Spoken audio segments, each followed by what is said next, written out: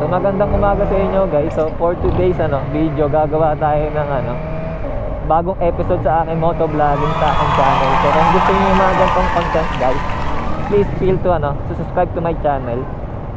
And click niyo na rin yung notification bell para updated kayo sa mga features videos ko dito sa aking channel guys.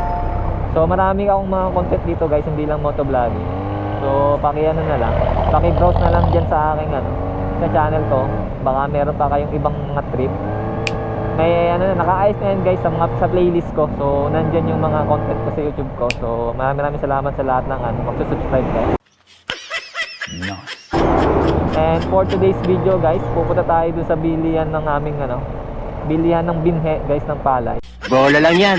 So yun yung sa mga hindi nakakaalam guys, yung binhe, yun yung parang pananim para maging palay sa tubigan guys. So dito lang naman yun sa sa pila. So yun, tara samahan nyo ako and tingnan na rin natin kung magkano ngayon ng ang bentahan ng ng bini ngayon, kasi alam naman natin lahat nagmamahal guys. So ayan guys, watch lang kayo and enjoy natin yung aking road trip guys. Galing ko lang dyan Hindi ko alam So kasama ko yung aking kaibigan, Sander. So shoutout kay Sander. Siya yung driver ng multicab namin.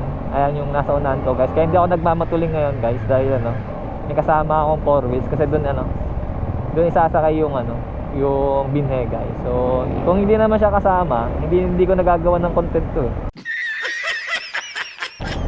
Pero ayun, dahil wala akong maisip na content guys, edi gawin na natin para wala namang saka yung mga tiga rito sa amin alam ko saan makakabili ng binhe guys.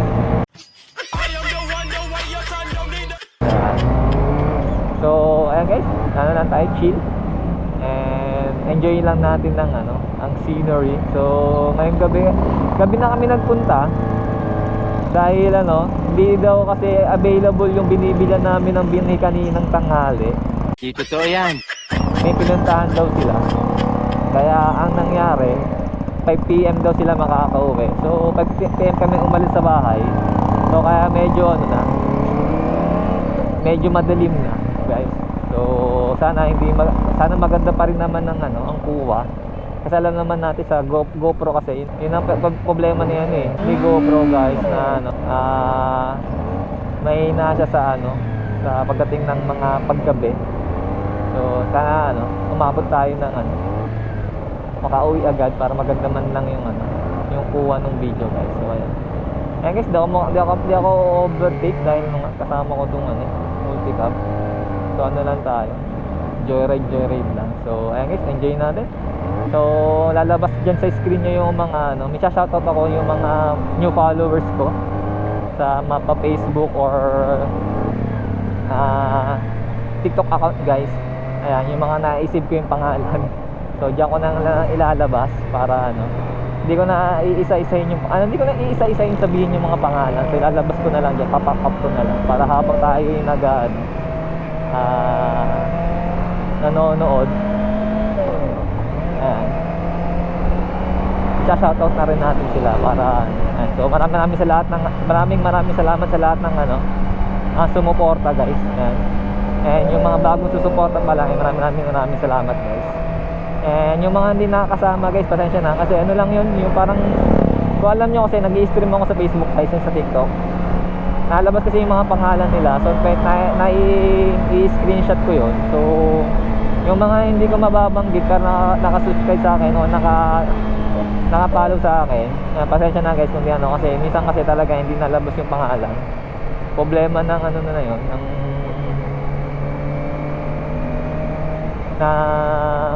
streaming software guys. So pasensya na guys.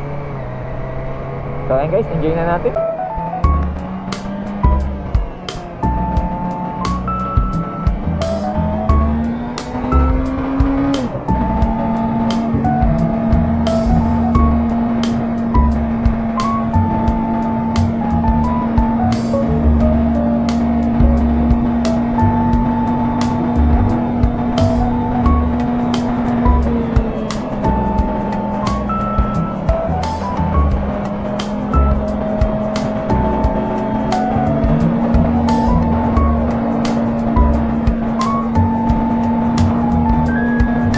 paalala ko lang, kapag nasa ano kayo, nasa highway, katulad dito, 6 lanes.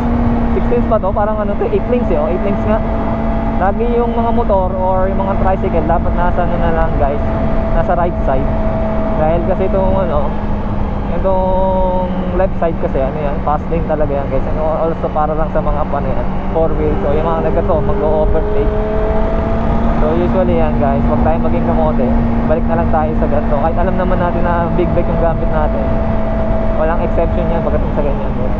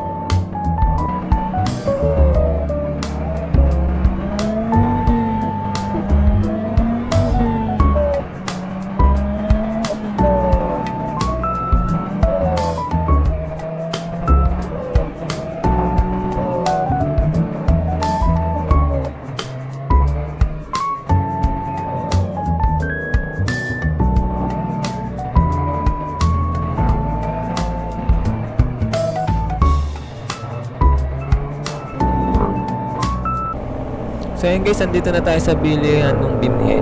So malapit ito to sa boundary ng Santa Cruz and ng Pila.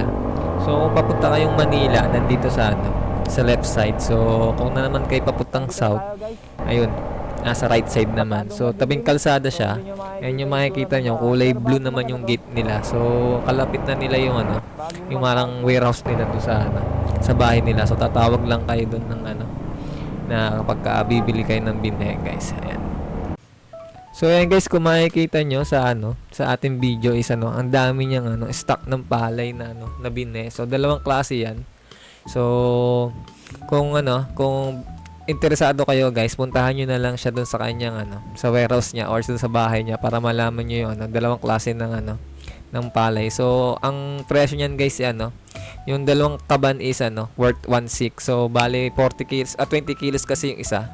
So, dati kasi may 40 kilos sila eh. So, ginawa na nilang 20 kilos kasi kakaunti naman daw yung nabili ng ng 40 kilos. Kasi kung malalaman nyo guys, hindi naman ganun karami yung kailangan para makatanim ng ng palay eh. So, ayun, kami lang yung marami lang para just in case na na kulangin. Iba na yung kulang kaysa sobra guys yan. So hindi ko siya natanong kung pwedeng i-flash yung number niya guys kasi gabi na and hindi ko na siya na-interview. So puntahan niyo na lang siya doon sa bahay niya guys and nandun naman siya lagi. And nagkataon lang talaga kanina na may pinuntahan daw siya guys. So ayan.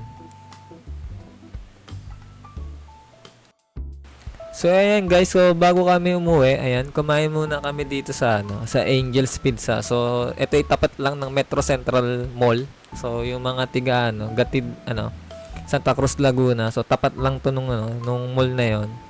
And ayun, gamit nga pala natin yung ating motor na na Kawasaki Ninja ZX25R. And sa mga hindi nakakaalam, ayan, Beast po ang pangalan niyan. So ayun guys, maganda naman yung lugar. So lang, ang problema lang is maliit lang yung parking slot nila doon sa harapan. And also medyo maliit yung lugar.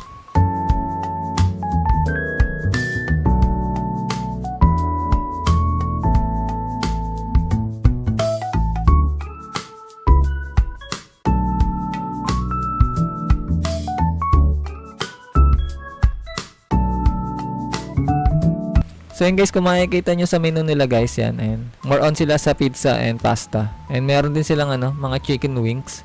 And meron din silang dessert guys, yan. Hindi ko na picturean yung mga prices guys kasi nahihiya ako mag-vlog.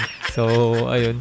So ang pinili ko na lang dito is yung bundle guys na barkada. So meron siyang pizza and 2 pasta. And also may 6 pieces na chicken.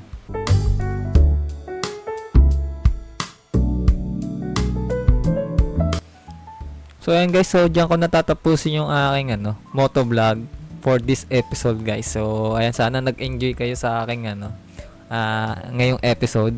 And kung gusto niyo yung gantong content guys, please please pa-like and pa-share naman ng ating video guys. And also pa-subscribe naman ako sa aking YouTube channel. And also pa-click na rin yung ating notification bell para updated kayo sa aking mga futures video dito sa aking channel guys. So kita-kits tayo sa next video guys. And stay safe. God bless. Bye guys.